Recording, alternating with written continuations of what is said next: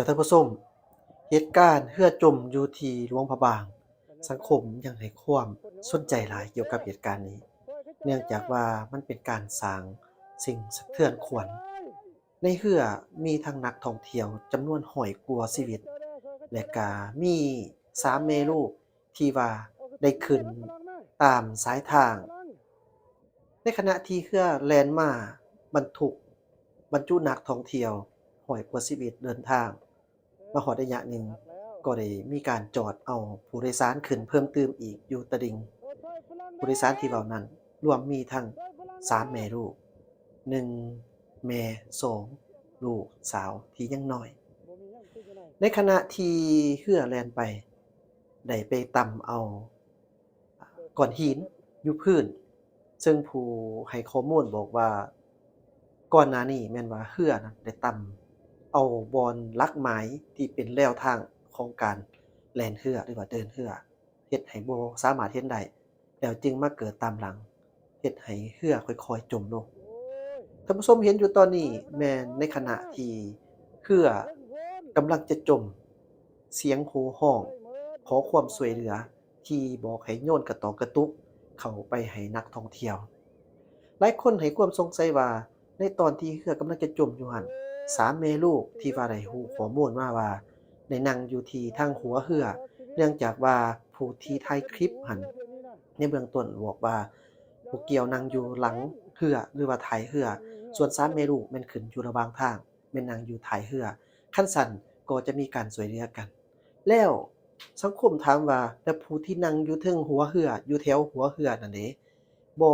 ช่วยหลานน้อยบ่ช่วยเขาเจ้าแหน่บ่ช่วย ครอบครัวนี่แหน่บ่หรือว่าเป็นจังไดในตอนนั้นในสิ่งที่เกิดเหตุนั้นเพราะว่าเรือมันต่ำแล้วมันบ่ได้หมายความว่ามันจมลงบาดเดียวแต่ว่ามันค่อยๆจมลงเราเห็นนำกันว่ายมีเรือกู้ชีพเข้ามาช่วยอย่างไววาดแต่ว่าญ้อนผู้คนจำนวนหลายส่วนว่าเรือนั้นถือว่าบ่ตอบโจทย์ได้เนื่องจากว่ามีจำนวนน้อยเฮ็ดให้ในขณะนั้นสามีลูกนั้นเฮ็ดหยังอยู่แล้วเขากำลังเฮ็ดหยังอยู่เขา เป็นจั่งใดสิ่งนี้บ่มีไผให้คำตอบออกมาได้บอนนี้แหละเนาะคูณผู้เล่าเหตุการณ์ฟองเลยบอกว่าตอนนี้กับเรือหั้นนี่ขาดครึ่งออกวันนี้เด้อก็หมายความว่ามันจมลงครึ่งเดี๋ยวนี้น้องได้ยืนเอามาเบิ่งตเบิ่งอนที่เขาเจ้าให้ประเทศความลาวอยู่สำคัญในการเข้าไปช่วยเหลือให้มันคืนตามปสังคกติมก็ยังเหมือนบอกว่าอีกที่ห้าที่เรือสามลำดังที่ไปกล่าวนี่โรงเรียนชูชีพบ่มีบ่เรื่องชูชีพเช่นว่าเป็นแบบเสื้อเป็นแบบหยังต่างๆบ่ความพร้อมมีน้อยได้เพียงใดอันนี้เขาเจ้าก็ให้ความสนใจเด้อเจ้าท่านผู้ชมเนื่องจากว่าสามีลูกนี่ได้เสียชีวิต ในที่สุดก็ค้นพบเห็นหมดทั้งสามแม่ลูกแล้วเนาะก็เฮ็ดให้มีความเศร้าใจอีหลีเนาะเจ้าท่านผู้ชมเรื่องแบบนี้ถ้าสมมุติว่าช่วยกันทันโดยเฉพาะแม่นผู้ที่อยู่ใกล้ๆกันนั่นเอาเด็กน้อยช่วยเด็กน้อยได้บ่ได้ว่าจั่งใดอันนี้ก็น่าจะทันถ้าหากว่ามันพร้อมกว่านี้ก็น่าจะทันนี่สังคมเว้าเนาะเจ้าท่านผู้ชมบ่แม่นแอดมินเว้าอ่าเรามาเบิ่งคลิปเหตุการณ์ที่เกิดขึ้นนำกันเด้อเจ้าท่านผู้ชมว่ามันเป็นลักษณะแบบใดแน่นอกจากนั้น หลังจากที่ว่าในช่วงนาทีชีวิตที่เกิดขึ้นกับอีทแล้วนั้นน่ะผ่านพ้นไปแล้วนะก็มีการกอบกู้เอาซากเรือนั้นขึ้นต้องขอขอบใจนำเจ้าของคลิปหลายๆเด้อเจ้าที่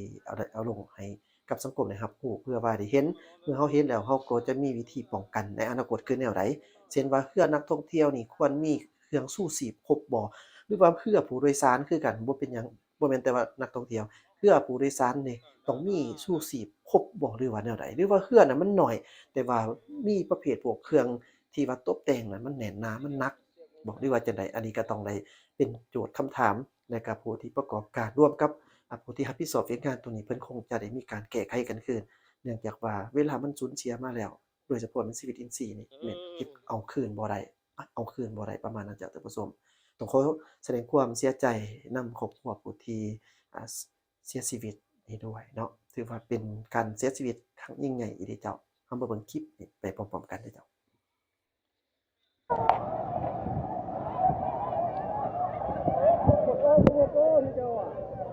บรรยากาศ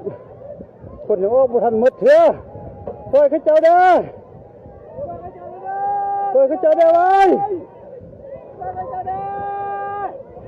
ช่วยเขาเจ้าเด้อช่วยเขาเจ้าเด้อโอ้ยเอากระตุกนี่โยนให้ฝรั่งนะเอากระตุกโยนฝรั่ง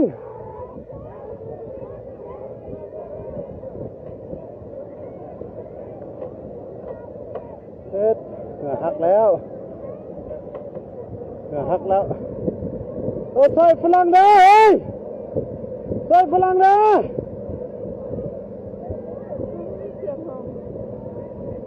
บ่มีหยังติดอยู่ไหน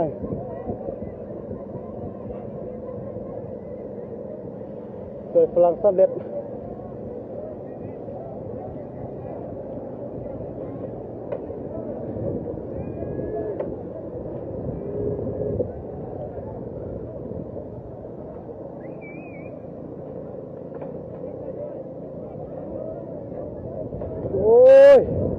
ทางท้ายพนะจะออกมาแม่ขึ้นทางเทิงโวนเครื่องไล่มืดเครื่องฝรั่งไล่มืด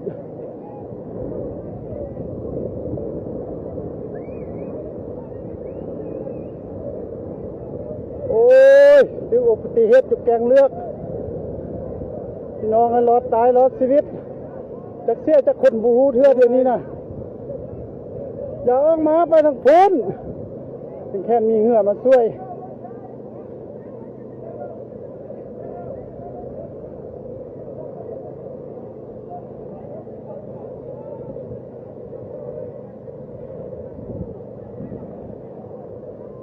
ช่วยข้าเจ้าเด้อช่วยข้าเจ้าเด้อ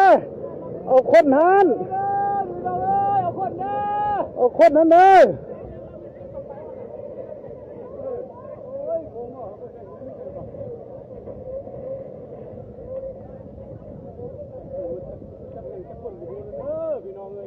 อย่างไพ่บูเลยโอ้มาออกทางเลยเจ้าเหี้ยวกับเดี๋ยวนี้กำลังนักประดาน้ำเพิ่นกำลังไอ้ลงเด้อ25ผู้สูญหายเพิ่นจะอยู่ไหนหรือบ่หรือว่าเพิ่นออกไปอยู่ไหนก็ออกมาเด้อ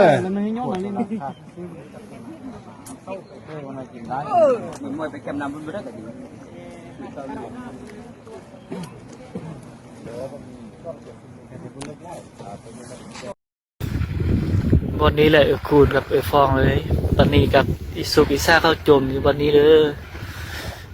เดี๋ยวนี้น้องได้ยืนเบิ้งหูเช็ดยังได้เลยละให้มันคืนตาตุบตาตีบเหมือนหู4-5ได้สอบวิธีได้จังเห็น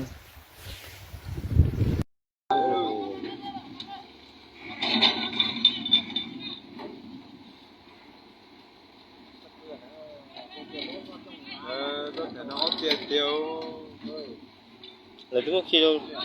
nó bạc là thế còn đó là chia số lô số nhà nó cũng nhớ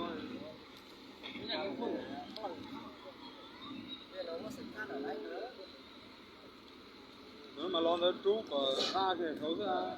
nhưng nó mà mình không yên đâu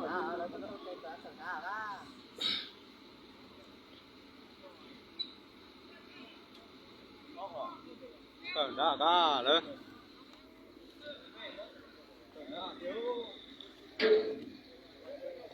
đi được xiềng người bên đây đấy xiềng cắt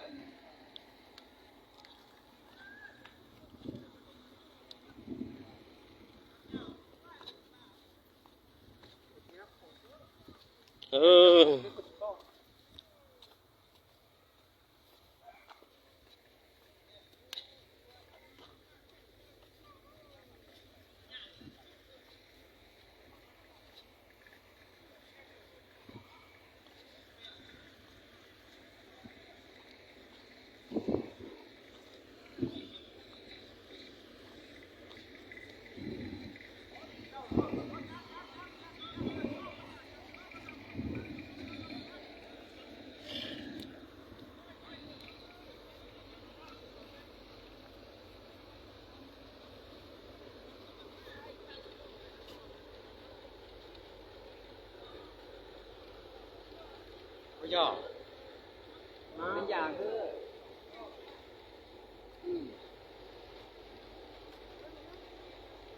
má thế nhỏ Khương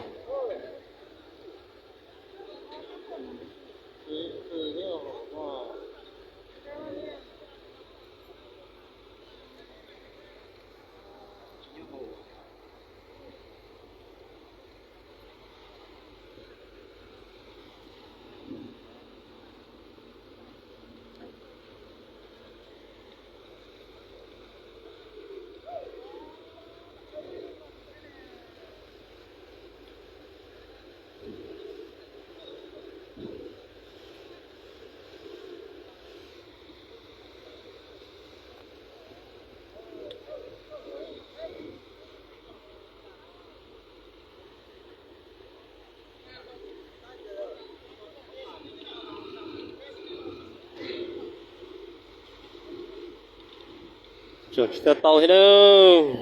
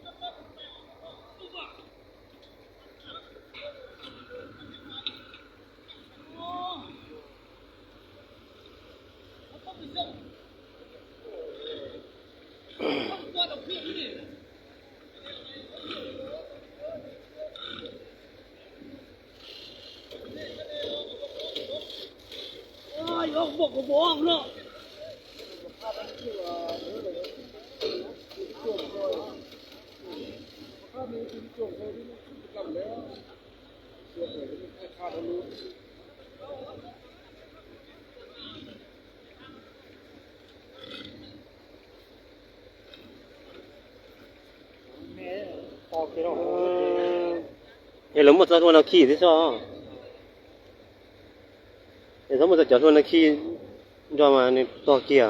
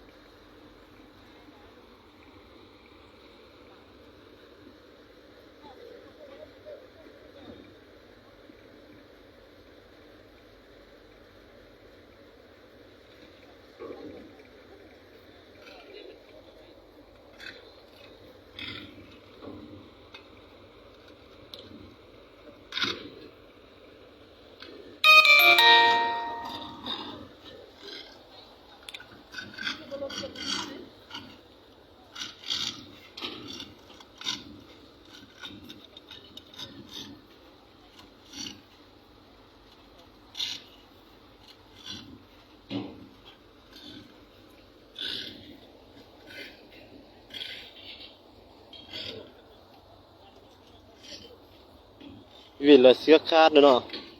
siếc khát là mình lông tim rồi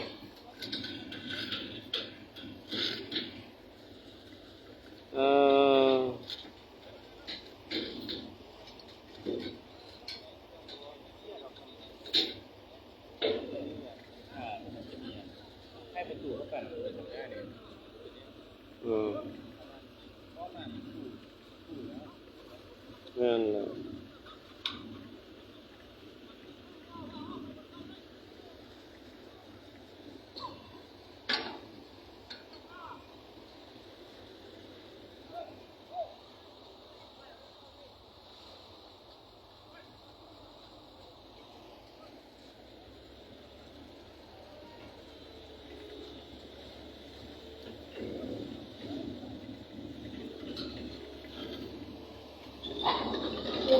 to hồ đấy à to hồ đấy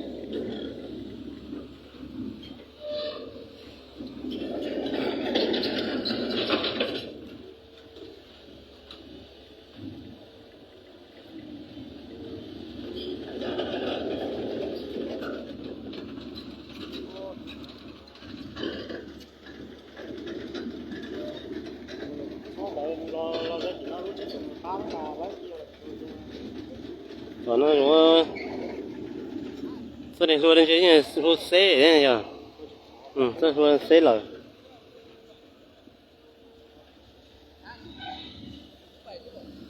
phải không